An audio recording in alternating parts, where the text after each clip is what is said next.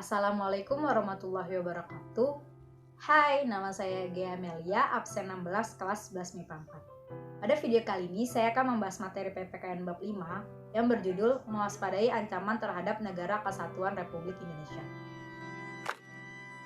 Nah, ancaman terhadap integrasi nasional ada ATHG. ATHG adalah ancaman, tantangan, hambatan, dan gangguan. Ancaman adalah suatu usaha yang bersifat merubah atau merombak kebijaksanaan yang dilakukan secara konsepsional. Lalu ada tantangan. Tantangan adalah suatu usaha yang bertujuan untuk mengunggah kemampuan. Selanjutnya ada hambatan. Hambatan adalah suatu usaha yang berasal dari dalam yang bertujuan untuk menghalangi atau melemahkan secara tidak konsepsional. Dan yang terakhir ada gangguan. Gangguan adalah suatu usaha yang berasal dari luar yang bertujuan untuk menghalangi atau melemahkan secara tidak konsepsional.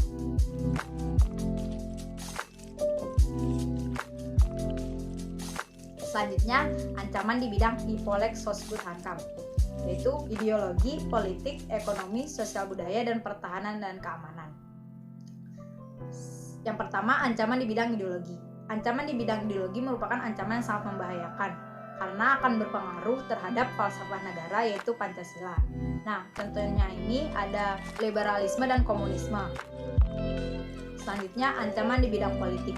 Ancaman di bidang politik juga sangat membahayakan karena akan memecah belah persatuan bangsa yang mengatasnamakan politik. Contohnya gerakan separatisme dan sekelompok orang yang menggalang kekuatan politik untuk melemahkan kekuasaan pemerintah. Selanjutnya, ancaman di bidang ekonomi. Ancaman di bidang ekonomi juga sangat membahayakan perekonomian Indonesia. Nah, yang memiliki dampak 1. Indonesia akan dibanjiri oleh produk-produk luar negeri seiring adanya perdagangan bebas.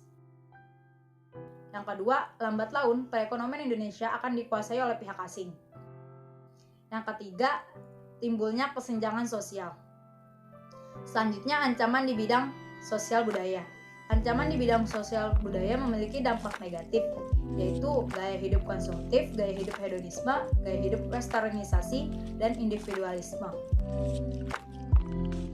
Ancaman di bidang pertahanan dan keamanan akan membahayakan keselamatan segenap bangsa, keutuhan wilayah, dan kedaulatan negara. Nah, contohnya ini ada agresi, pemberontakan bersenjata, spionase, sabotase, dan yang lain-lain. Nah, selanjutnya strategi untuk mengatasi ancaman di bidang Ipolek Sosbud Hankam. Yang pertama, di bidang ideologi dan politik, yaitu 1. Mengembangkan demokrasi politik, 2. Mengaktifkan masyarakat sipil di dalam arena politik, 3. Menegakkan supremasi hukum. Selanjutnya, strategi untuk mengatasi di bidang ekonomi. Yang pertama, sistem ekonomi dikembangkan untuk memperkuat produksi dalam negeri. Yang kedua, pertanian dijadikan prioritas utama. Yang ketiga, mempererat kerjasama dengan negara lain. Selanjutnya, strategi untuk bidang sosial budaya. Kita harus memelihara keseimbangan dan keselarasan fundamental, yaitu keseimbangan antara manusia dengan alam, manusia dengan Tuhan, dan manusia dengan masyarakat. Nah, dan yang terakhir, strategi di bidang keamanan dan pertahanan.